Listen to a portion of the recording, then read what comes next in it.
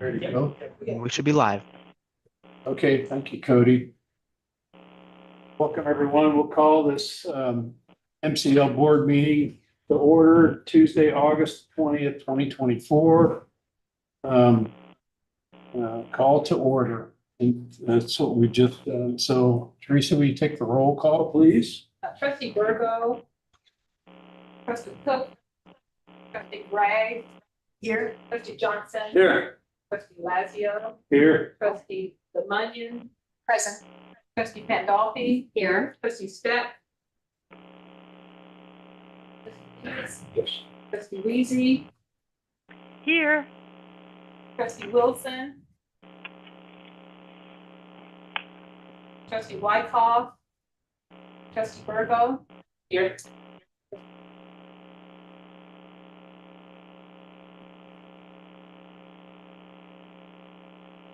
So if you'd like to join me in the Pledge of Allegiance. Pledge allegiance to the flag of the United States of America, to the republic which stands one nation under God, indivisible, with liberty and justice for all. So I've got a short invocation to read tonight. It happens to be out of the book of Philippians, and just something ourselves to be mindful of. It says, "Do nothing out of selfish ambition or vain conceit, rather in humility, valuing others above ourselves, not looking to our own interests, but to each of you to the interests of others." And so I think this is really important to me personally in this day and hour which we live in. It's important to all of us to value others more important than ourselves and serve, had an attitude in our heart of serving one another, laying our lives down. And I see that at work every day in MCPL, honestly. But I just want to encourage our hearts in the world in which we live in. This is not the way things roll out most of the time. Okay, and so I'm reminding myself first and foremost that this is the way my life should operate day in and day out. And so I just want to encourage all of us. Let's do that. Let's be a model of that as we navigate through everyday life and all of our endeavors that we have here at MCPL and out in the public. Okay. So if you want to join me in prayer, I'll lead us in a short prayer. Father in heaven, we just thank you for this. Lord, will you teach us, continue to teach us? We would have teachable hearts in this hour, teachable lives that we could walk out this humility and be able to prefer people above and beyond ourselves and actually lay our lives down for one another. And we thank you for that in the name of the Lord. Amen. Amen.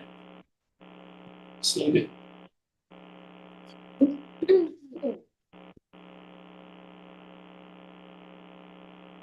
We'll look forward to the approval of the agenda. And do I have a approval of the agenda as printed? I'll second. all right? And the approval of the agenda has been seconded and approved. And so we'll move on to the consent agenda. Oh, sorry, take a roll call. It's not my regular job. Yeah. Trustee Gray. Yes. Trustee Johnson. Aye. Lazio. Aye. Trustee Lemunion. Aye. Trustee Pandolfi. Aye. Trustee Peters. Trustee Weezy. Yes. Trustee Wilson. Cody, is anyone else on the line besides Trustee Weezy? No, Teresa, it's just Trustee Weezy. Okay, thank you. Motion carries. All right, motion carries, and we'll move on to the consent agenda. So the approval of the consent agenda. Have a motion. I move the approval of the consent agenda. I'll second. So Teresa, I guess we need to call the roll for that as well. Okay, Trustee Virgo, Yes. Trustee Cook. Sorry. Trustee Gray. Yes. Trustee Johnson. Aye. Trustee Fazio. Yes. Trustee Lemonian. Yes. Trustee Pandolfi. Aye. Trustee Stat, sorry. Absent. Trustee Peters. Yes. Trustee Easy. Motion Yes. carried. Thank you. Sorry about that. Trustee. Okay, the motion carries. Move on to the approval of the minutes of July 16th, 2024. So those are all included in the consent agenda. Okay. Okay, So those are all included. It's, all right. So report of expenses, we're good on that too. yes. Okay. So, the library director and CEO's report. All right. Thank you, trustee Lazio. My report today will consist of three things. We'll acknowledge staff, their contributions to the library. We have a guest speaker, two guest speakers. We have Tammy Lay from our Farview Pantry, and we have representatives from BNIM, firm that's working with us in our feasibility study of our headquarters building. But first, let's do the most important thing here and acknowledge our staff. The amount of time they've spent and sweat they've given to the library. First is Jacqueline Reed, who's Associate Director of Public Services. I've worked with Jacqueline closely, and she's in charge of our mission enhancements. Brilliant mind, and she served us very well. Jacqueline says she used to read. Well, what we do is when we acknowledge these people, we give them this questionnaire, and they give these wonderful responses. And I highlighted this one that paints a very wonderful picture. So she was asked, what's her favorite early memory of the library? She says she used to read at one of the elementary schools, but she can still remember the smell of the fall leaves as she drove over the bridge to get there. The kids loved having me come over and read to them. And I thought that painted a wonderful picture.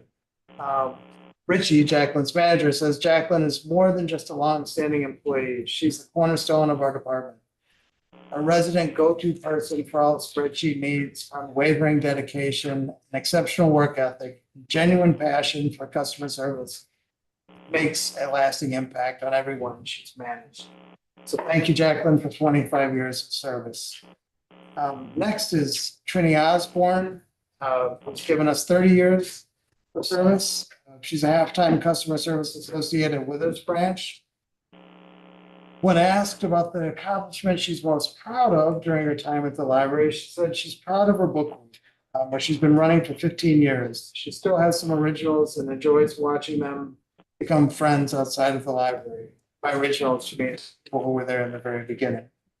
She had a craft group that was another joyful time because, again, she saw people from her community meeting, learning new things and building friendships. So she's the definition of sunshine, as you can all see. Trini makes everyone, both her coworkers and customers, feel welcome and seen in every interaction. That's really what we're looking for in a customer service associate. She's one of those people that makes you feel better when you know she's also going to be at work. So lucky to have gotten to work alongside her for these past 5 years and be around her warmth and knowledge. And that's the words of Carrie Drury, the branch manager at Withers. So Trini, thank you for all of your work. The last person we're acknowledging is Todd Hembry, who's been with us for 40 years. Todd, I've had the pleasure of meeting on a number of locations because he serves in my local branch in Raytown. Todd is an amazing person, and every response to his questions is truly fascinating, but I will read one of them. Todd, are you okay with me reading your response to the first one? Because it's hilarious. The first question. What was the most memorable encounter you've ever had with a customer? Can I read that one? Sure. Yeah, so he says there have been many, but one of the funniest ones stands out is when a patron didn't like the answer I gave her. She was happy with my coworker's answer. She thanked them and then turned to me and pointed and said, "And you should not be working with the public." Look, I've seen him in action. Todd lives in the neighborhood. He He's been a resident of Raytown for as long as you've been working here, right? And he's deeply loved by the community and his staff. So Todd's manager, Alexandra, who's also wonderful, says Todd's an institution in Raytown, specifically at the Raytown branch. His loyalty to Raytown and his contributions are instrumental to staff and the community. His passion as the Raytown Assistant Branch Manager and dedication to customer service is an example to everyone on the team and in the MCPL system. Todd gives us his best every day and inspires us all to do the same. Todd, thank you. And for 40 years, we're going to give you this wonderful piece here. So you have to come up and trophy, yes. Yeah.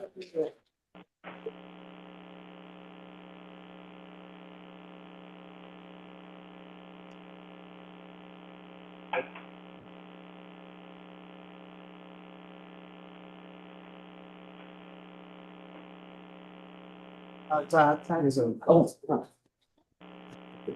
You get a trophy, you get a box.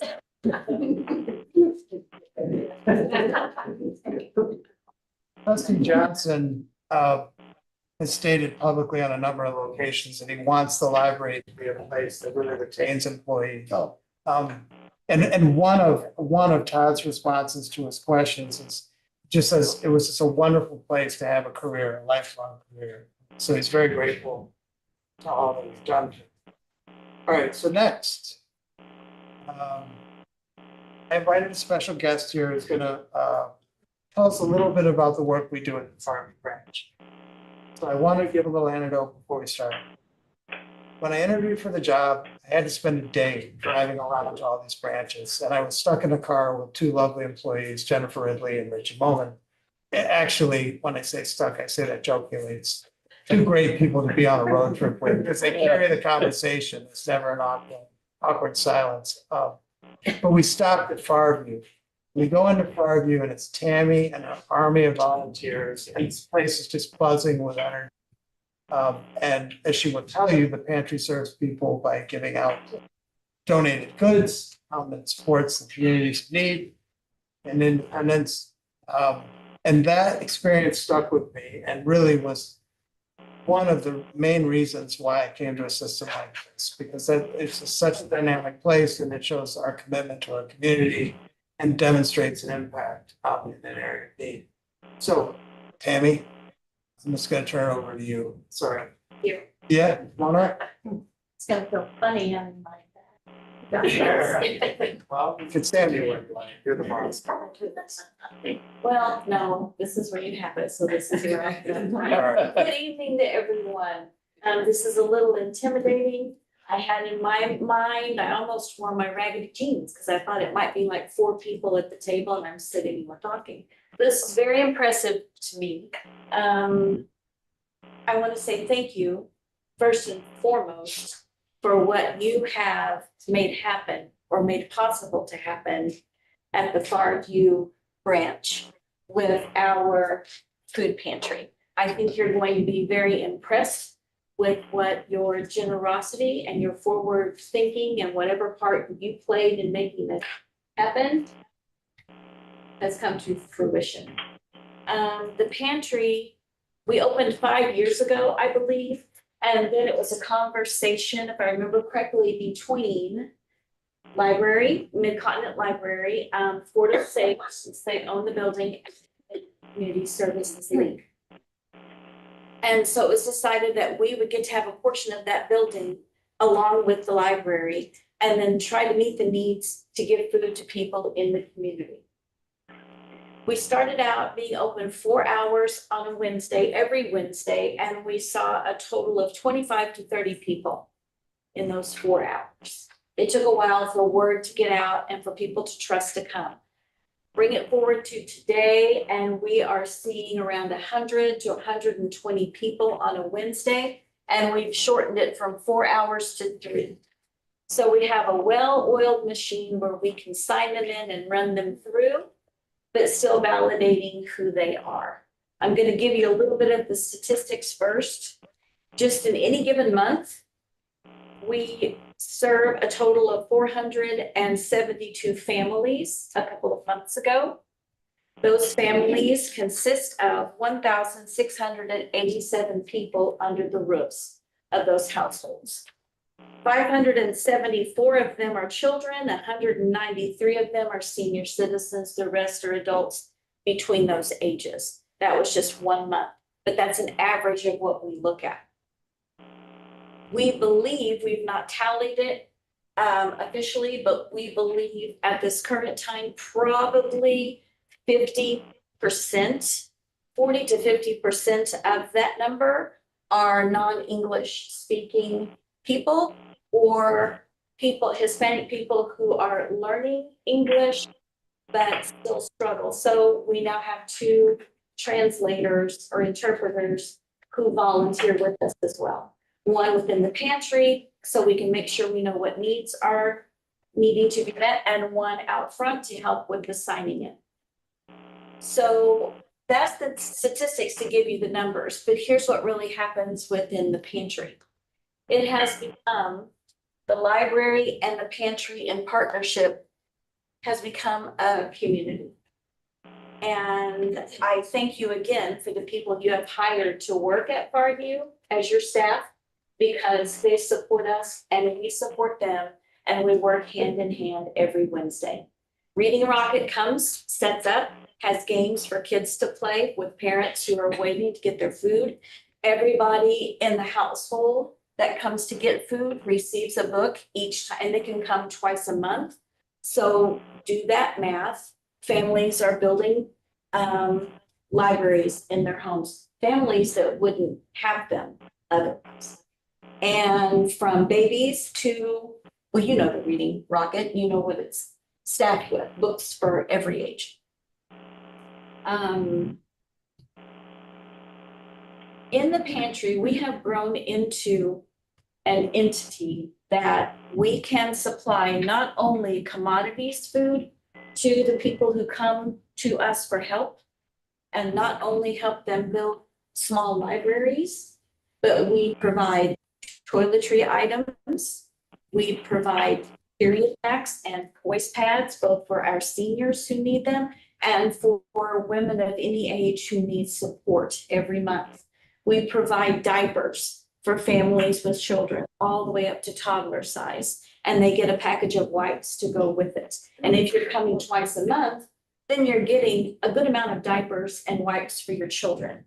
You're getting a good amount of food supply for your family as well, because we're in partnership with harvesters and we receive commodities twice a month, about 6,000 to 10,000 pounds each food drop. And so we're able to give them a bulk of food. We also provide pet food. We provide birthday cake kits. How many of you know what a birthday cake kit is? Good, some people do. It's the aluminum pan, and it's got a cake mix in it, and it's got a box or a container of ready-made frosting, a box of candles, and then a can of pop. Because in these mixes, you don't use the regular ingredients, you just pour a can of pop in the cake mix. Parents can put it in and bake it. They've got the frosting, it's got the pan, it's got the candles, and sometimes we even have a birthday card put in. So I call them my administrative staff at the front table, who are 4 women who do all the paperwork, because I despise paperwork. I'm a retired elementary teacher, and I spent a few years of that in administration. I don't like paper. So they do that part, and they track who has birthdays so they can let me know, and we can get the birthday cakes. We've had people cry when they received that cake because there was no way they were going to have one for their child that week. We provide all these extra things because we've worked really hard at networking, and we have a lot of donors, individual humans, groups of people. One of our biggest supporters in donating is the Port Osage School District. The Honor Society at the high school will have food raisers and cash money raisers for us. The elementary schools will have food run some food collections and stuff, and everybody brings them to that pantry. Sometimes they share with Buckner side too, since a lot of families, are comprised there of Osage. And we also have the retirees group from Mid-Continent Library. I don't know if you're aware that you have a retirees group of some women who they call themselves a fun name and I can't think of it right now. But like every other month, they will bring a big donation of food for us. My congregation, Village Heights, we supply the staff and we supply the labor and we supply the work. And then ICANN is an organization, you're familiar with ICANN in Independence. And so they come and deliver pastries and breads for us. And Salvation Army, we have a volunteer who will go there every Friday to get breads and pastries. We have a total of 35 volunteers who work every week to make this pantry happen. And the majority of them come from my congregation, except for two. Two of the volunteers, I may get weepy on this, forgive me if I do. Two of the volunteers who now work with us originally were people coming in from the neighborhood to receive food because they're food insecure. One is a young mom who has a son whose father left and she struggles. English is her second language. She lives in Hawthorne Apartments. Another gentleman lives down the street. He is retired, not enough money to live on. Both were coming to get food and both at different times saw a need. The gentleman said, I notice that you need help taking the carts out and getting the food to the cars. If you ever need me, I am here. We asked him to help one day. He interacted beautifully with everyone. Fast forward, he works every Wednesday, and every Wednesday he gets to take a box of food home. The lady that's working with us, the young mom, she saw a need at the front table when some of our staff were having trouble understanding some of our community friends. She said, I can sit there and translate and help them understand. So she does. Every Wednesday she's there. She gets a box of food for her and her son. Both of them do more work than what we just asked them to come and do. And so they're building relationships with us. We're building relationships with them. And so it's layering over the two communities. We have people then on the more personal side who, as you know, even though it's the church that volunteers there, you can't discuss prayer with anyone as a staff member. You can't bring up politics. You can't bring up anything when you're representing Community Services League. But if they ask us, we can engage in a full conversation on anything not anything they want to talk. We don't go politics at all, do we?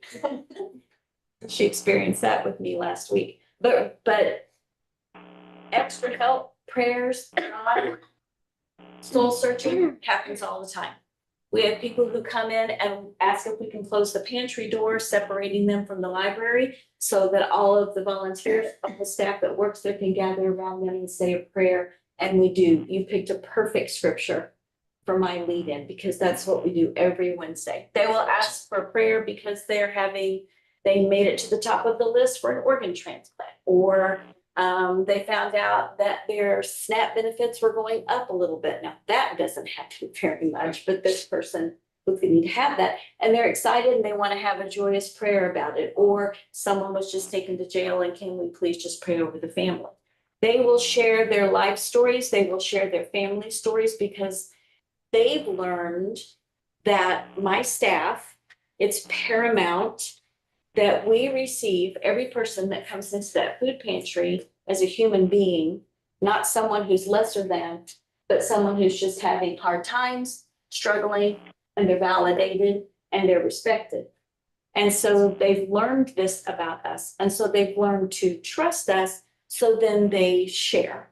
They've even started sharing with library staff, and the library staff that you have in place there just reciprocates beautifully. And so what we have is people coming into your library at that branch feeling safe, feeling heard, feeling respected, feeling sometimes a few of them like they actually own the place because they'll walk around and, demand a few things. But that's okay, because what this has done, what this partnership has done, has created this little oasis in that area of the Susquehanna neighborhoods that is somewhere that people just want to come and hang out.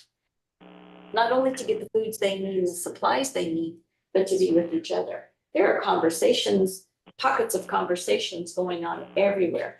People are building friendships with each other when they come to get these resources. I just like to say, if you come to hang out, that's cool, but don't get in their way, because that is like a well-oiled machine. I mean, like, the work does not stop every time I visit, and everybody has a smile on their face. Yeah. And the one gentleman that you mentioned, who was a recipient, then became a volunteer, I met him, it's just a wonderful individual. It's very evident, the transformative work that you're doing there. And just to bring it back to like library business here, when we talk about under-resourced communities, Farview falls into one of those category. They're doing great work. It's very efficient. Like Tammy says, they serve a great number of people. Roughly 50% of our walk-in traffic comes on that day between those 4 hours. But you'll see, it's a very small area where storage is, efficient use of space, to say the least. Some storage is outside. But I think we can do better as an organization. And that's kind of the work we're doing this year, figure out how we can serve that community better. And we want to thank you for coming and sharing a little bit about your story. Now, does anyone have any questions or comments? I have a comment.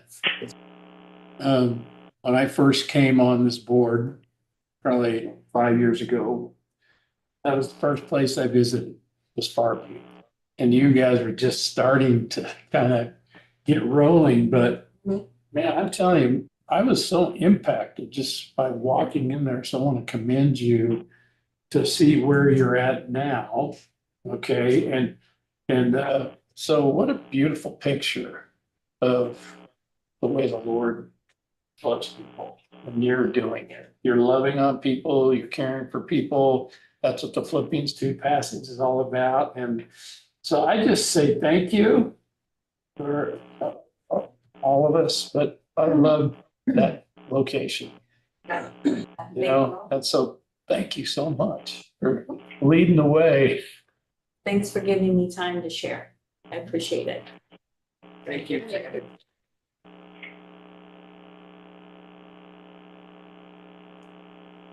Tammy, just so you know, I think you might be the first that actually got applause.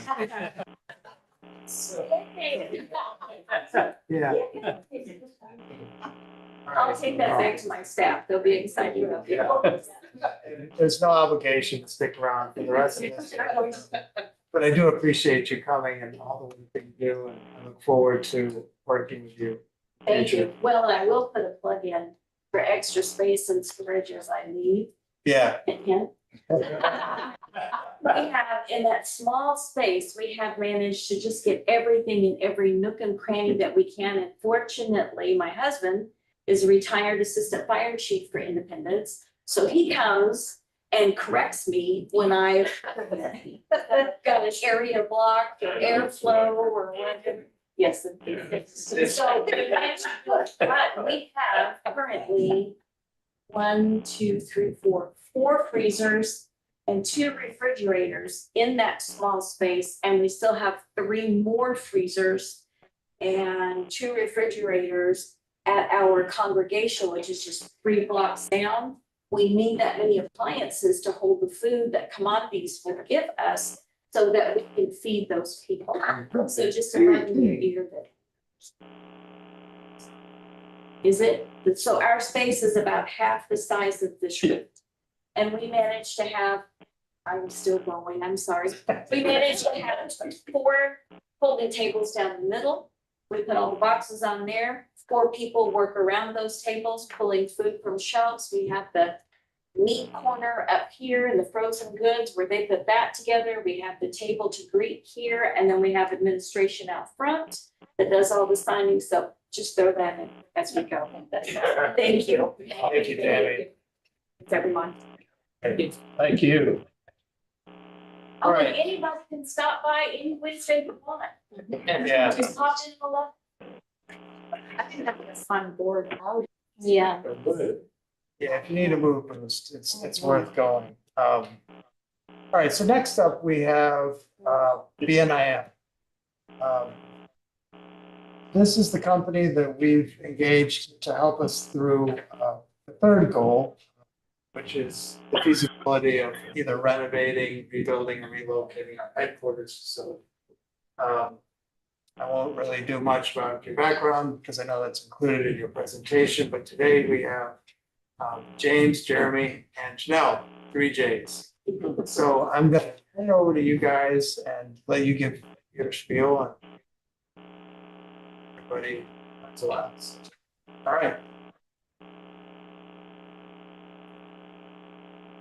Yeah. Oh, you don't let me go by myself? It's not far, he's only like. And that, by the way, that's a tough act to follow. We'll do our best, so. Well, good evening, everyone. I'm James Pfeiffer. I'm an architect and principal of BNIM. And on behalf of my colleagues, we're very honored to be with you this evening and tell you a little bit about what we've been engaged to do. I think as Aaron and his team will attest to, we're really inspired by you all and your mission and what you do each and every day. And so we start most of our meetings, if not all of them, with what's on the screen, really leaning into your mission, which I think it's worth just, again, repeating. It's really about enriching our citizens, communities through expanding access to innovation, information, ideas, and inspiration. Certainly heard that in Tammy's story. There's countless other stories that we've both experienced and heard in our short time working together with you all on this effort. And then, of course, your vision, which is to provide the very, very best library experience, not just in this area, but in North America, so pretty high aspirations and high vision overall. Okay, so yeah, as it relates to a purpose and mission, what's on the screen is our core purpose, which is at BNIM, which is the company that we work for here in Kansas City. And we design and deliver beautiful, integrated environments to inspire change and enhance the human condition. And that last part is the part I really want to focus on. It's really, for us, it's about inspiring change, that transformation that Aaron spoke to earlier, and really putting people at the center of what we do each and every day. And with that, we really see a great alignment between what we do each and every day and what you all do each and every day. And how we kind of measure that at the end of the day is in part through a number of questions that we ask ourselves in our process. We're an architecture and design firm, and ultimately it's about helping to partner to make people better, helping organizations be better at what they do, creating outcomes that ultimately, at the end of the day, provide a lot of value for you all. So we just want to focus on a couple of these outcomes. One of them was, how do we, through our work, maximize value and minimize waste for you all? Another one is, how does our work elevate your mission and help you all be more effective, right? It's really simple questions, but if we really put them at the center of what we do, we feel like we can really make some positive impact through our work. So 3 characters on the screen there. I've already introduced myself. Janelle Rock is with us this evening, and you're going to hear from her in just a second. Really our lead programmer and director of interiors at BNIM. So really leaning into all of the intricacies of how you use your space. How is the space efficient, as Tammy was illustrating in her example. Really leaning into those things and getting to the bottom of all of that. So she's going to tell you a little bit more about that here in a second. And then Jeremy Camp, who's kind of the glue in the operation, really making sure that we're delivering on time, on budget, and really, again, making sure we're organized and really serving you in the best way possible, right? So, yeah, next slide. So Aaron kind of started to allude to this a little bit in his introduction, but there are some objectives that we're really leaning into. And again, we're going to show you we're really at the outset of this process. We have a long way to go with you all here this year. But we want to kind of highlight a few of these things with you. So we started the process and really enjoyed collaborating with your staff to understand how you work now. And maybe more importantly, how you want to work in the future, right? So thinking beyond the thing that you see right in front of you to the thing that you really aspire to be and to do. We're evaluating your assets, including this building and liabilities and the collection of buildings at the headquarters site. We're considering a range of scenarios, including this current building, potentially leased space or new constructed space. So all of those options are sort of on the table at this point. Again, a range of alternative locations, including the one that we're currently sitting and standing in, and possibilities elsewhere within the district. And then understanding the sort of the costs, both the short-term costs and the long-term costs of each of these alternatives that we're going to be talking about. And then finally, seeking solutions that really align again with your mission and vision as an organization. So with that, I'm going to invite my colleague Janelle Are you gonna to stay come up there? forward. Are you gonna stay up here with me? I might sit now, but she's gonna walk through Yeah. a lot of good stuff. Hi, everyone.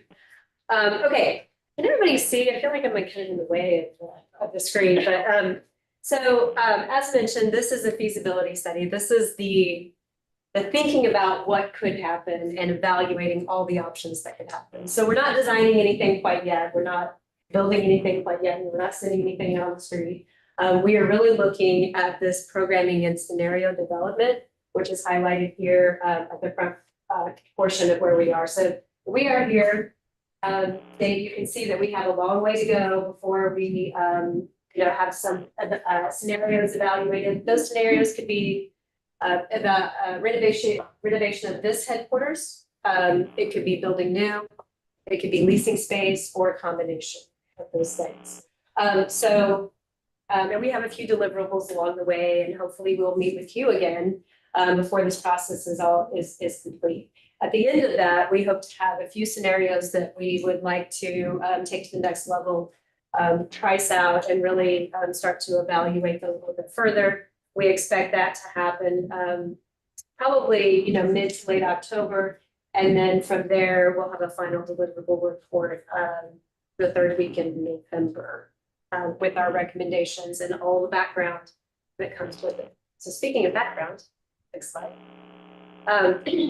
So we started this process with the visioning and programming process. The visioning part was really to talk about what your vision is for the headquarters, how you're working now, how you want to work. And we started this with a questionnaire to every single employee who works here at MCPL, and it was called A Day in the Life. And we asked them to describe what they do in the morning, at noon, and in the evening. We asked them to point out a highlight and a low light of their day. And we had a great response rate. I think our response rate was somewhere in the 70 to 75% range, which is fantastic. Bar none, everyone, the highlight of the day was getting to work, seeing their coworkers, and interacting with them. Lowlights of the day seem to be lack of access to natural light, lack of collaboration space, and the inability to see their coworkers throughout the day. That's kind of a broad brushstroke of what we heard from the group. In addition to that, we engaged the core group, many of whom are here, Brian, Jen, I think I saw Jennifer, Richie, around the corner, Susan, and of course, Aaron. We engaged the core group in an activity that was really about understanding how departments interact with each other, what the flow of work is coming into the building, and which departments work closely together. So next slide, let's see a little, this is really cute. This is sort of like a little collage of how it all came together. It's not necessarily regurgitating how you're working now, but what is the best way to work in the future? And we divided that into, public access. Now, some of that is aspirational.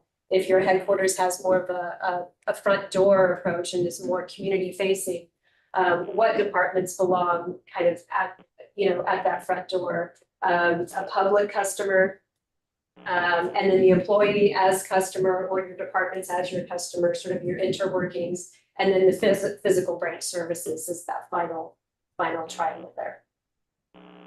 So that was a fun activity. I think we learned a lot about how you work together and how you want to work in the future. Then the next slide. So in addition to that, sort of talking about these aspirational ideas and understanding the qualitative things about what you want to get out of a renovation or a move or a new build, we evaluated your existing space. So this is an evaluation of the existing headquarters building by department. And what we found in general was that there's a lot of inefficient use of space. And there's a lot of ways I think that we could, maybe take a look at maximizing efficiency while also improving human health along the way. Next slide. We also evaluated the work shed, the facilities work shed up here, about 8,000 square feet, and then the square building, the warehouse space in addition to that. All told, we have about 50,900 and some change for this building gross square footage, 8,000 for the work shed, and then another 9,800 for the warehouse. Next slide.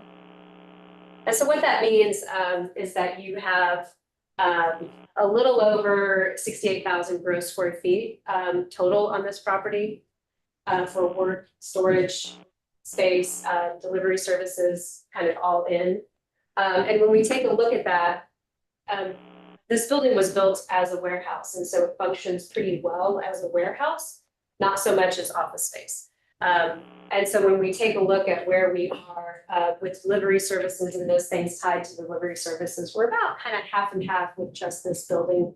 If you add on the facilities and the work shed, that kind of pushes us over level between dot type sort of service delivery functions and office functions. So you can kind of see how all that plays out. There are very few shared office functions. That's one of the things that we heard in the report, that there was just not a lot of meeting space. The meeting spaces tended to be really giant or really small. And so that was one of the things that we have continued to hear as we have done additional departmental programming meetings. I've spent a couple of days out here with the different departments, walking through each of their spaces, understanding in detail how things come into the facility, how they're processed, and how each department works. So that's where we are. We don't have conclusions yet. We are still in the information gathering stage, and I think we're starting to formulate some common themes, and we'll very soon have a program to deliver to MCPL so that we can start to look for spaces that could potentially fit the bill and start to evaluate what some of those spaces could yield.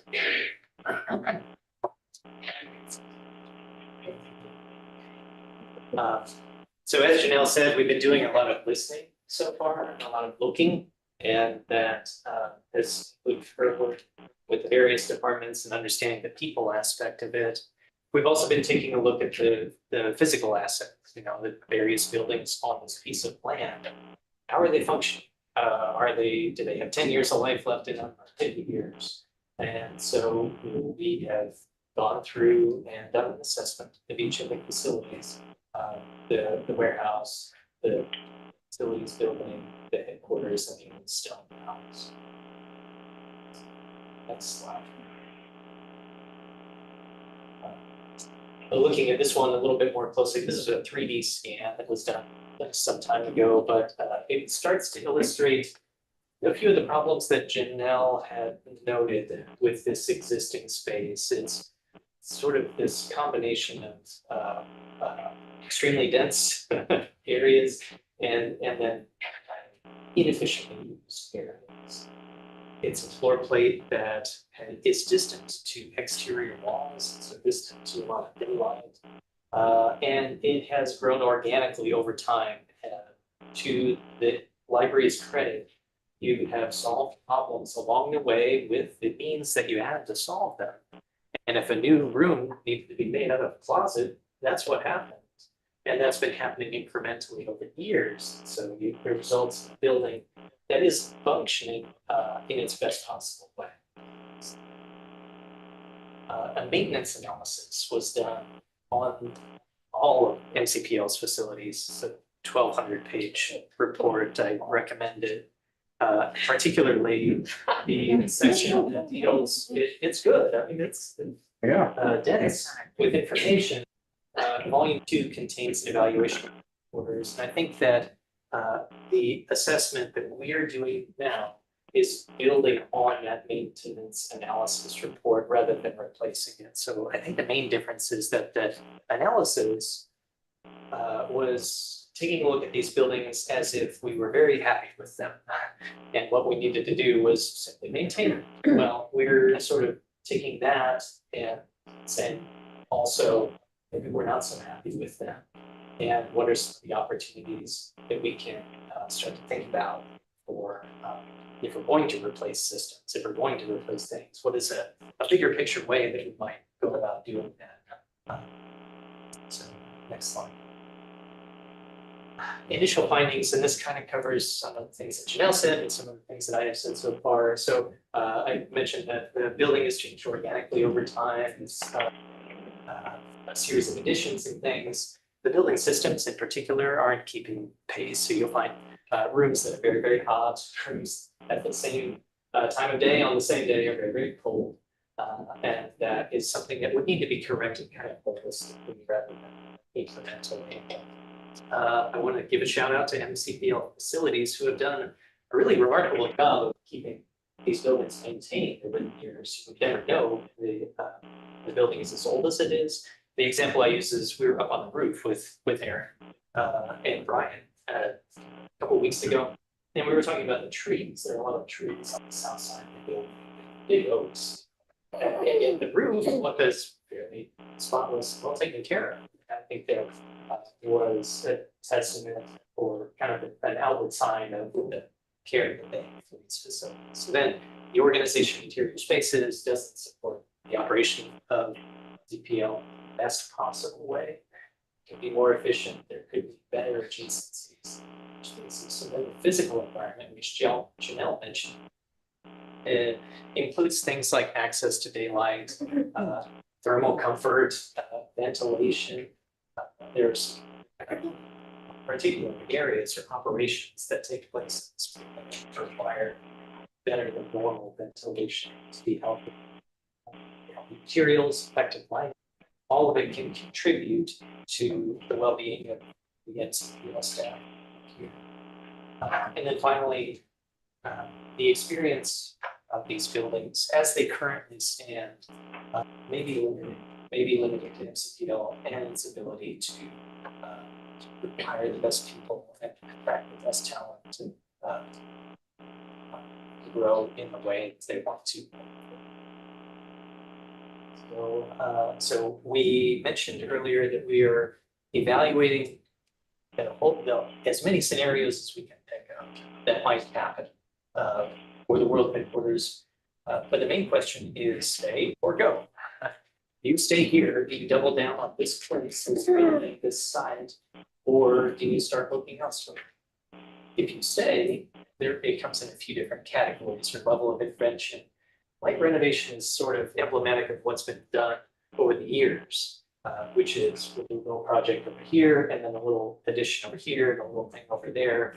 It would potentially be a situation where the staff has to sort of square dance around the work that's being done.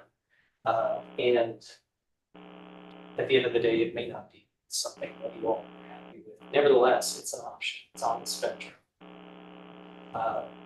A heavy renovation or a renovation of campus as a whole is a way of remaining here and reusing these buildings.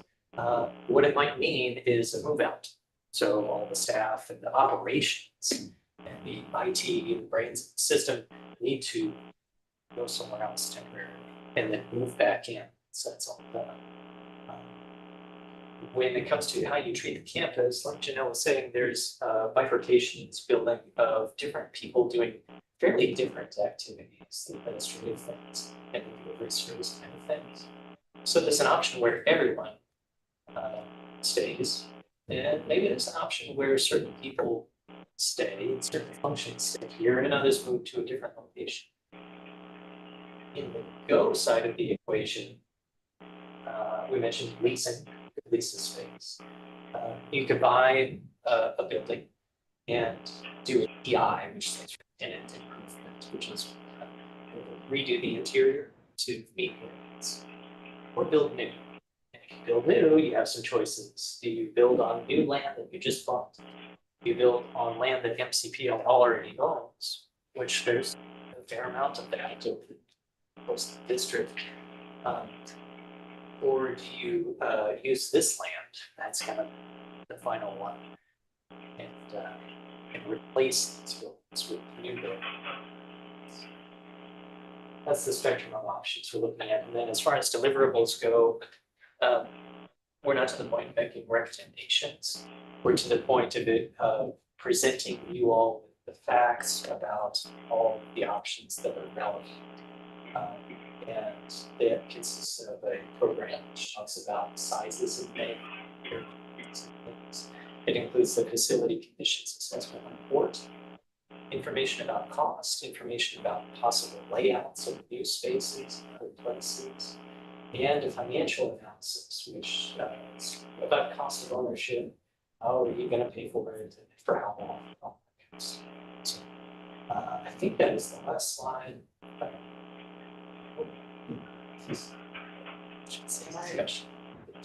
We have Alice Katz on the call Yes. From DMC. Alice, can you hear me? Yes, I can. I just want you to explain just in general, like the method that we came up with on how you would even get ballpark figures from the cost of any of these options. I think the board would like to hear that.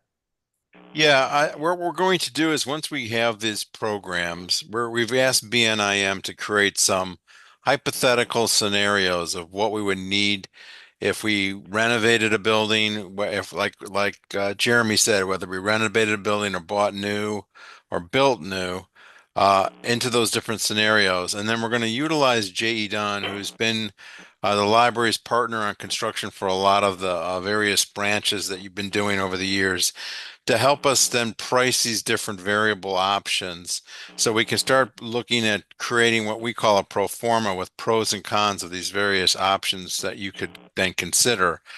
And the idea here is everything is hypothetical. We're not looking to try to steer anybody in any single direction, but hopefully when we come back to the board later towards the end of this year, perhaps even beginning of next year, that hopefully staff will be making recommendations to the board about what the best option might be based on these analysis that we're going to do. And we have to look into factors about, how much is it going to cost to build? What's the payback for doing that? What if we renovated and then you had to move out? There's a cost for moving out and moving back in. Things like that we're all going to consider in these various scenarios. We have the benefit of having BNIM have an internal real estate person in their staff, which allows us to mitigate the need to bring on a broker right now.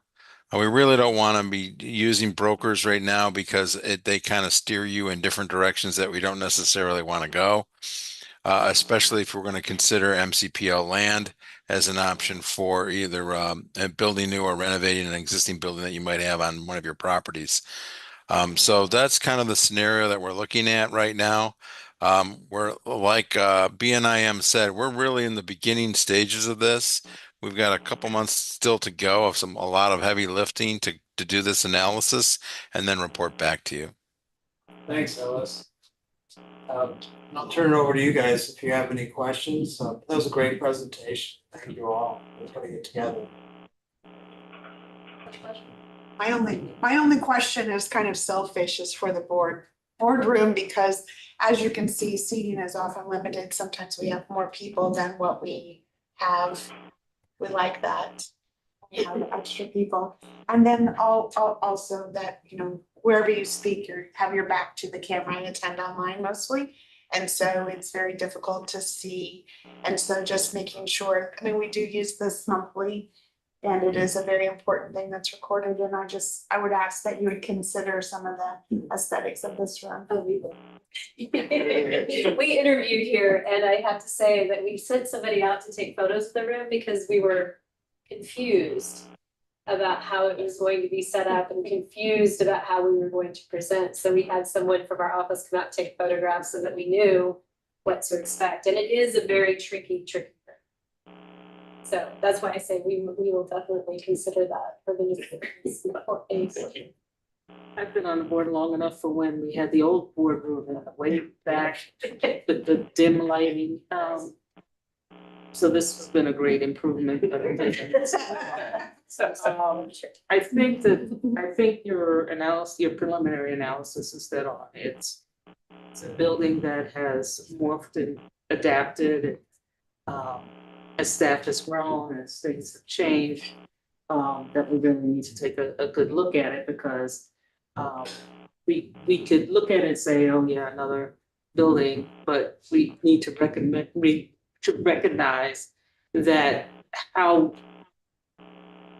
the core of the library operates affects all of the libraries, and if things aren't efficient here, it's going to affect everything down the road. So I'm glad that we're taking a look at it.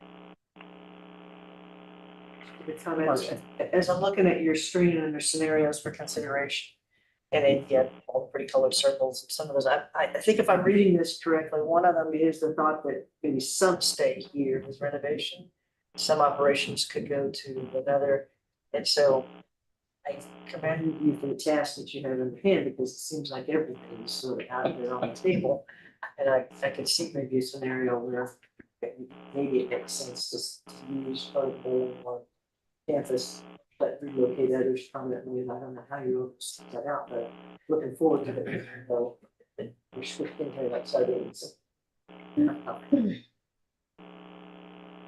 Yes.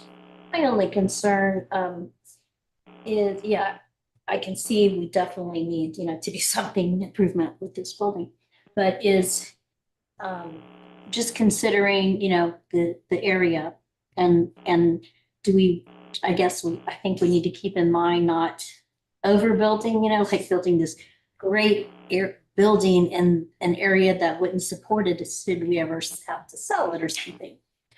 So I guess my question, to you, Aaron, are we looking at other possible locations? Yeah, so I mean, that's why I wanted to remain as neutral as possible. I mean, when we engaged BNIM, they're like, well, do you have a hunch or a preference? And I said, yeah, like there's things that I think about, but it's premature to make a call on whether to stay or to go. You want to see all the options that you have to see how it aids the organization, benefits the staff, and decide whether or not it makes financial sense to divide into two or to stay together. There's arguments in my mind right now, arguments on both sides, both sides of that argument. I can see it. So to answer your question, we're considering everything, right? And then seeing what makes the most sense. And these are the options that we'll present to the board after the first of the year.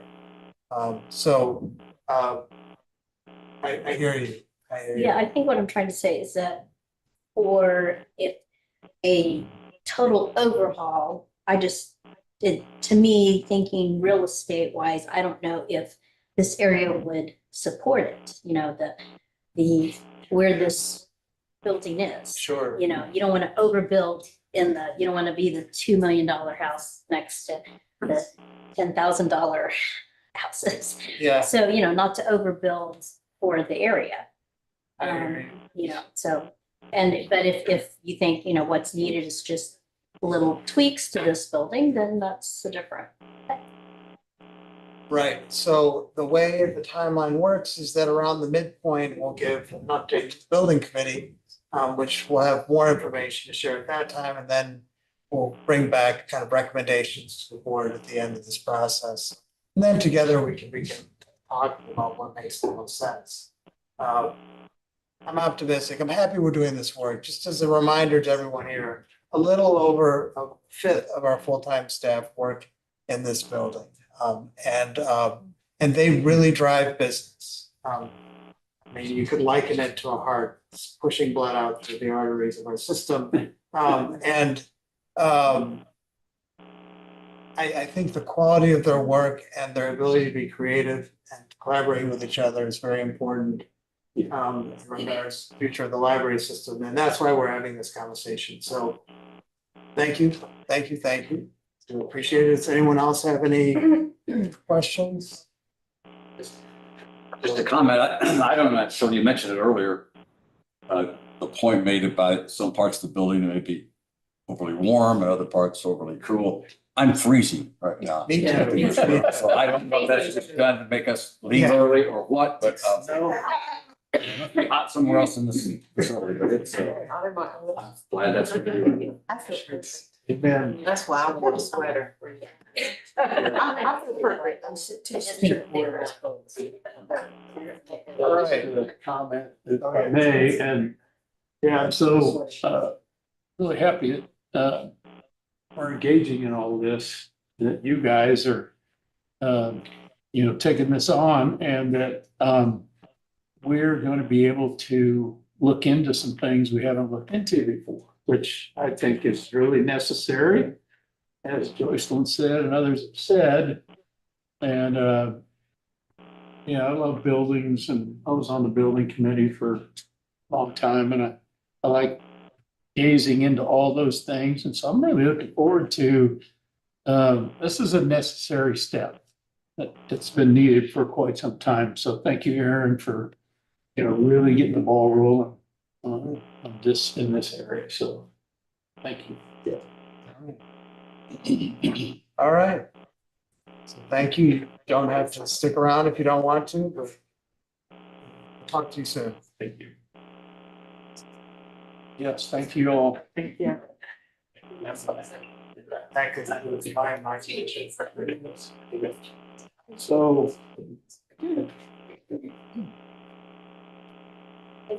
Yeah, thank you. Thank you so much. Appreciate it. So as I understand, there's no visitors' comments. Is that correct, Teresa? Yes. Okay.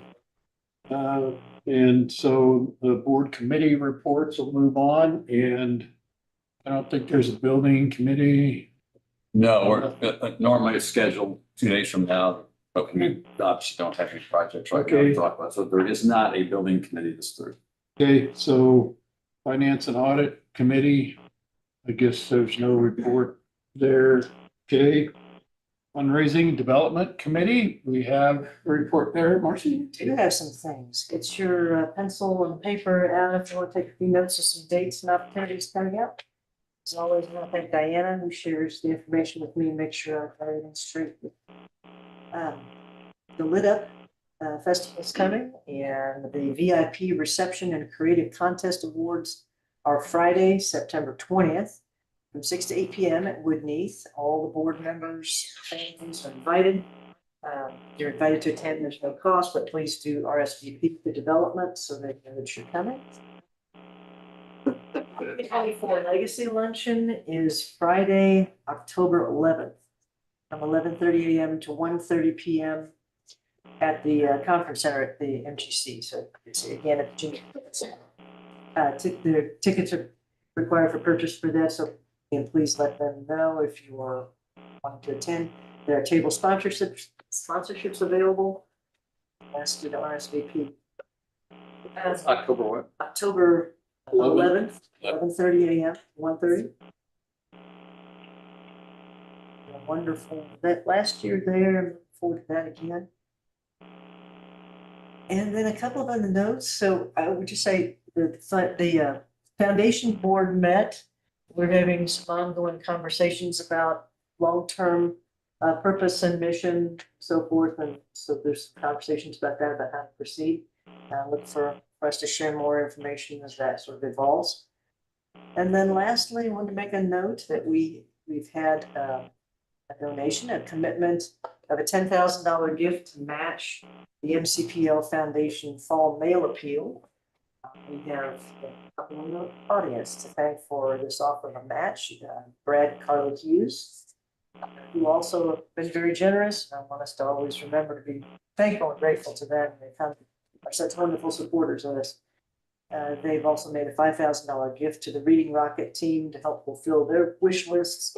I know that I was looking over at them as they were hearing about the Reading Rocket being participating with Parkview and knowing just, the joy that program brings to our communities. On a side note, I understand also that Reading Rocket has found a place to relocate from the Community Services League at Blendwell Center up on the square. We're looking forward to that soon, and more families being served. And then lastly, they've committed to $1,000 scholarship at the Legacy Luncheon. So we thank you very, very much for your support. Appreciate that you're here and so interested in some of that. That's what I had to share. Thank you, Marcy. Appreciate your report. And Diana, thank you. Any questions or anything? It's okay. Personnel Committee. Personnel committee, that's not that. Okay. This last one. All right, thank you. And Technology Committee. That's not Max. Okay. All right, so we'll move on to the financial reports and I will turn that over to Jim.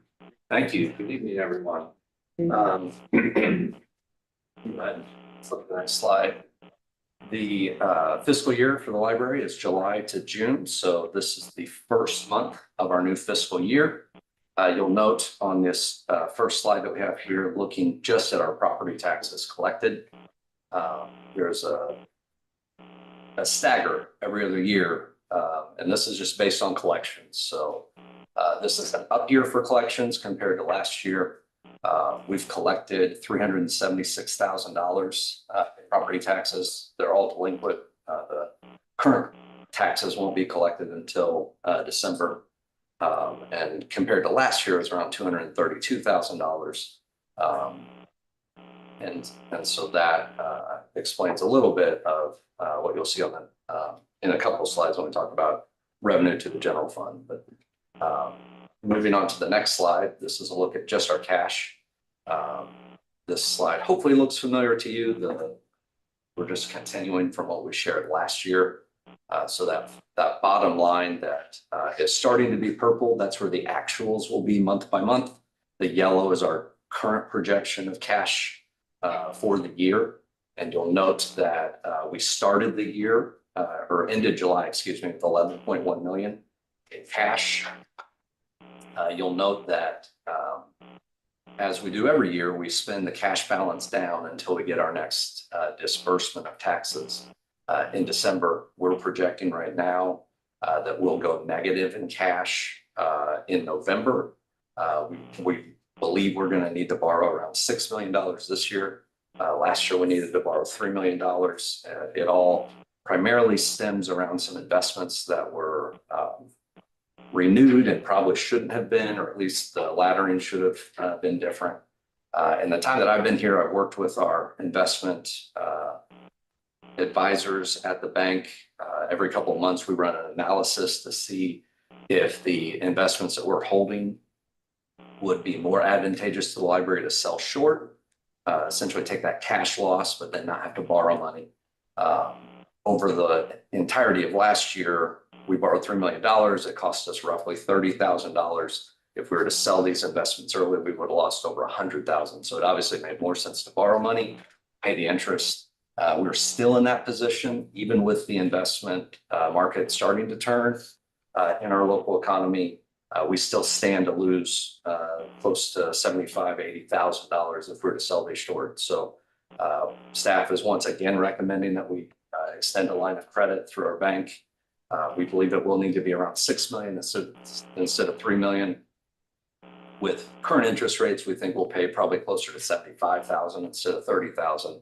But when we sell these investments at maturity, we'll recoup that money. So that is all I have to report on cash, unless anybody has any questions.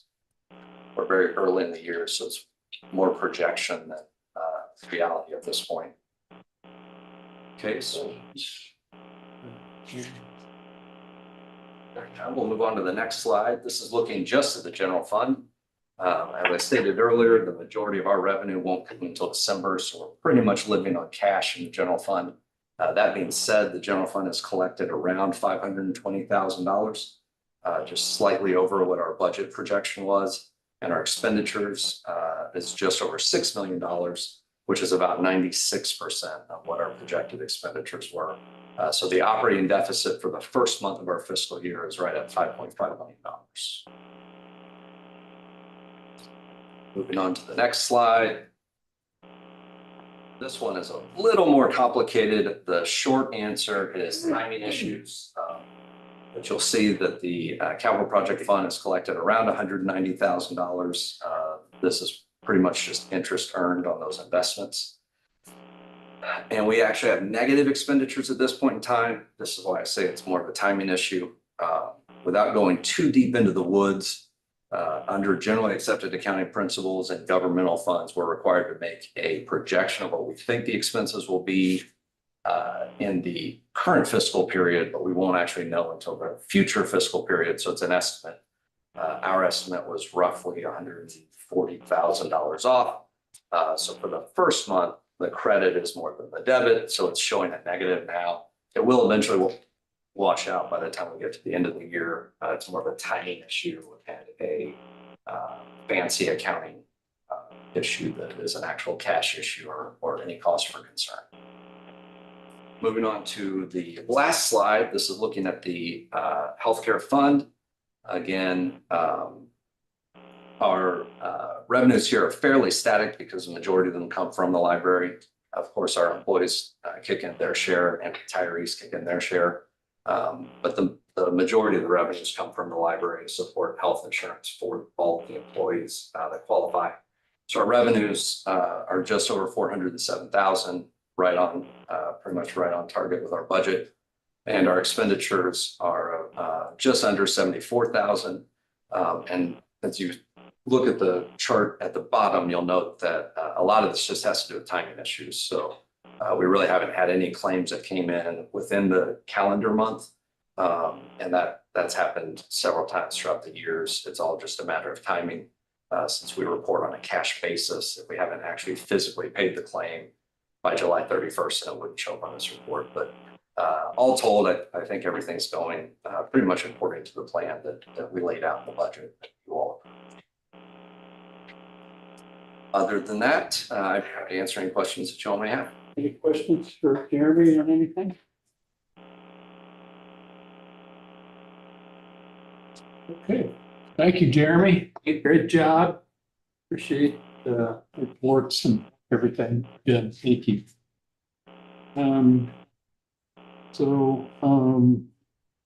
Any unfinished business?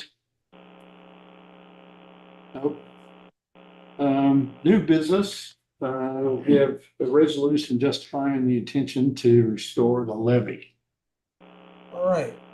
I'm gonna have Jeremy or Sarah, if you could kind of explain the reason why this resolution is on the agenda, why we're required to do this by law. And Jeremy, if you want to chime in on really what it means, feel free to do so. So Sarah? Yeah, I can start. He kind of prepared, so. Okay, all right. So when the board made the decision 2 years ago to take a voluntary reduction, that triggered a process in state law that we're now walking through. As we discussed, I think for the first time back in March, presented a budget that supported a fully restored levy. There's a mechanism that we have to do statutorily to basically let the public know of the intent. So the resolution tonight is not locking you into a rate, just like it didn't lock you into a rate when we talked about the budget.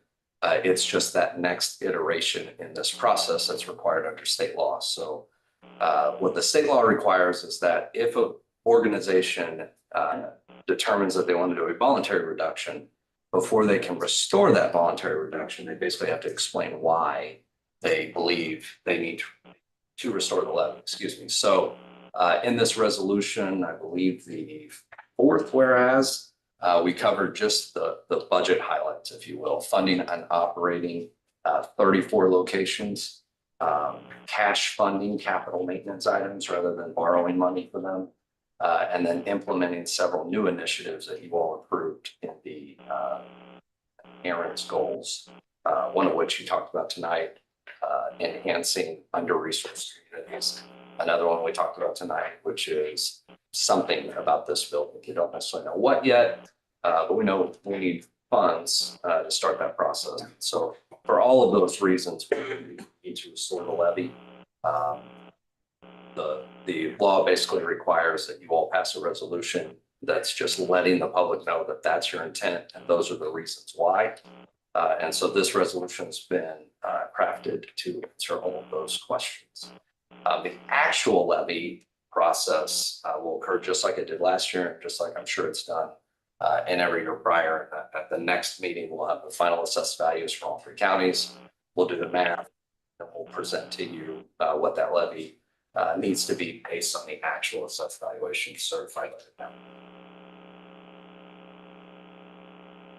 Thank you.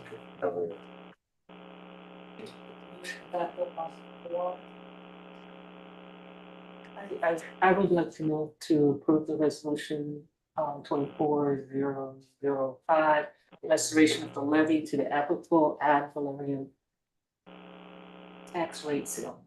Second. Second. You have a second? Dr. Wilson is that. Yeah. So we need to take a vote, correct? No discussion. Any discussion? Discussion. Any discussion?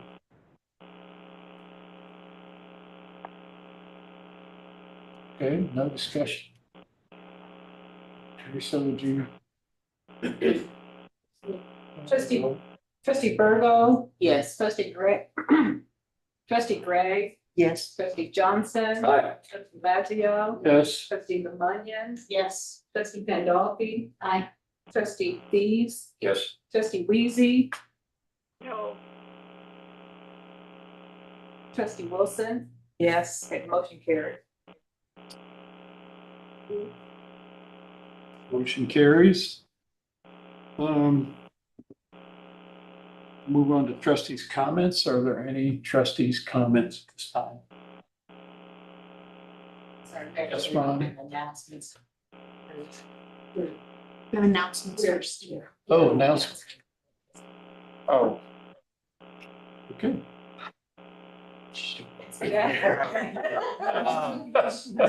All right, so no, I think I got it. Okay. It's like a driving test. Yeah, you are. September 20th, I think, correct me if I'm wrong, at 6 p.m. There's a lit up VIP reception in Whitney. September 23rd is the actual lit up festival. And it's going to be in Whitney Library Center. That's a wonderful event. Do a great job producing. Maybe you should let her, she's close.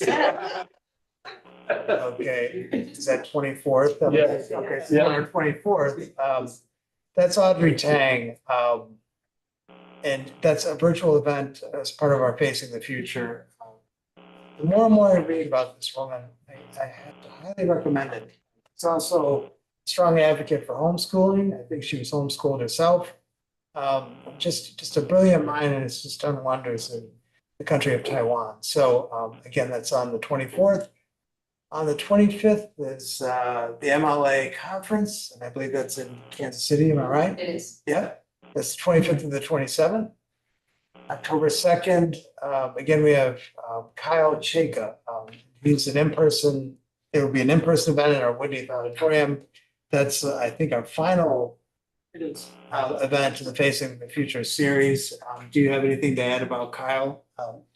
He's the author of Filter World, and he's a contributor to the New Yorker for digital and social media trends. So we're really looking forward to having him. So Great. Yep. And so we get close to that date, I'll share more information there. And then October 11th is the Legacy Luncheon at the Midwest Genealogy Center. So that concludes my announcements. So things to pay attention to. Okay, trustees' comments. This Ron?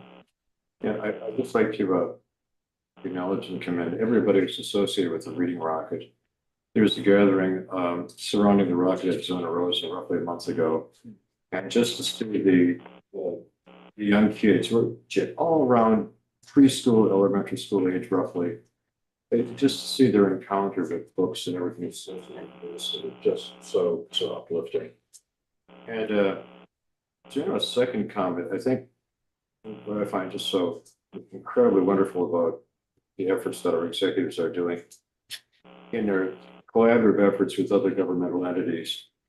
I think we had a great example about that tonight, working with the school district and charitable organizations, I have Fairview.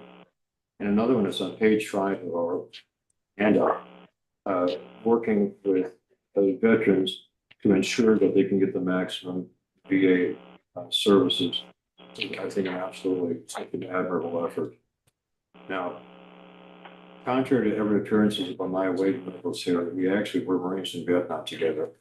And I think we can attest to the fact that especially now, after the Gulf effort with multiple deployments, there are many people who are just, so weary and burned out, and yet the VA has just incredibly good services, but how do you get them there?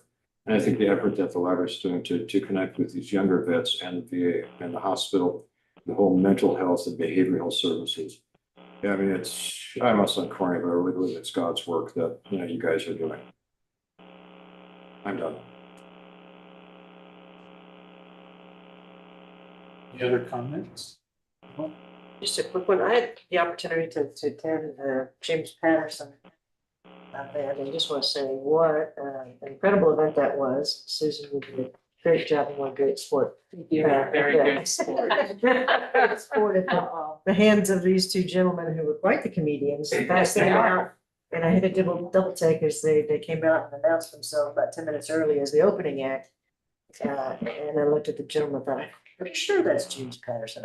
They all saw in laughter the whole evening, but just the staff and the absolutely no quality of bringing in these authors of such caliber to enlighten and entertain us at the same time. And just I'm very thankful that we have the facilities placed to host such wonderful events. I did have someone come up afterwards and ask me if I was part of the comedy act that they did, and I went, no. I just went along with that. Shall I ask you to pronounce his last name? No. It's big.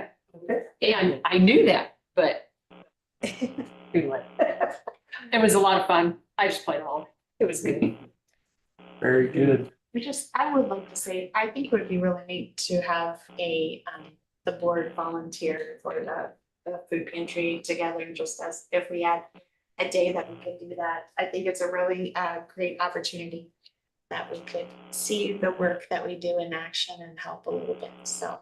Love to see it, Laura. I think we may mess things up. That's what I was wondering, that's what I was like, I'd like to help it, maybe pre or after cleanup, we could do cleanup. Yeah.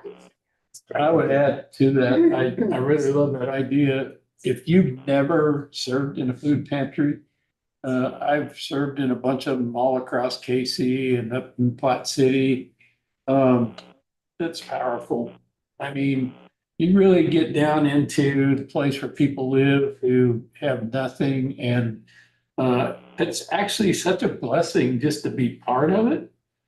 It's hard to describe it unless you've actually engaged in it. And so I would encourage that if we can pull that off, I think it would be great. And I'd just go to clean the place up, and, but just to be able to serve people. I like that idea. Not get in their way, but just, I would encourage us all, I think we should do it, I'm gonna reach out and see what type of a day that they could have us. Okay, All right. yeah, We'll do it. that'd be great. That's great. Any other comments? It's really been a joy to be here, just to hear everybody and just to receive all what's happening here. And it just appears to me that around this table right here, that we're developing a really close bond with one another, a collaboration with one another, and a love for one another that really transcends all the business stuff and everything else. So let's keep, personally, we need to keep working on that. So, yeah, so thank you all. Do I hear a motion to adjourn meeting? I'll make the motion. Okay, Second. right. Any adjournment has been Oh. me, I,